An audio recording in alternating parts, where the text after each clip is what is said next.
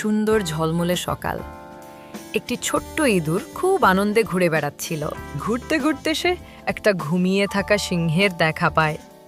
ইঁদুরটি মজার ছলে সিংহটির উপর দিয়ে পেরিয়ে যাওয়ার চেষ্টা করল। সিংহটি রেগে উঠল। তোমার সাহস কি করে হলো আমার ঘুম ভাঙানোর? তুমি নিজেই মরতে চাও। তখনই ইঁদুরটি বলে উঠল, যদি আমায় ছেড়ে দাও কোনো দিন তোমার সাহায্য করব। সিংহ জোর গলায় হেসে উঠল, ছোট্ট ইঁদুর, তুমি আমায় সাহায্য করবে? আচ্ছা ঠিক আছে, চলে যাও, তোমাকে খেয়ে আমার পেট ভরবে না। তখনই ইঁদুরটি সেখান থেকে পালিয়ে যায়।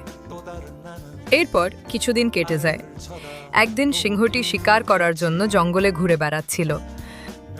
ঘুরতে ঘুরতে সিংহটি একটি পুকুরের সামনে গিয়ে পৌঁছায়।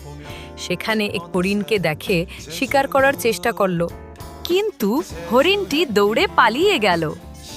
একদিন সিংহটি শিকারীদের পাতা ফাঁদে জালের মধ্যে আটকে যায়। সিংহটি জাল থেকে বেরোনোর অনেক চেষ্টা করে, কিন্তু বেরোতে পারল না। সিংহটি হতাশ হয়ে গেল। তখনই সিংহের ইঁদুরের কথা মনে পড়ল। ইঁদুরটি সিংহের চিৎকার শুনে দৌড়ে চলে যায় সিংহের কাছে। ইঁদুরটি তার ধারালো দাঁত দিয়ে দড়িগুলো কেটে দিল। সিংহ মুক্ত হয়ে অবাক হয়ে বলল, তুমি সত্যিই আমার উপকার করলে।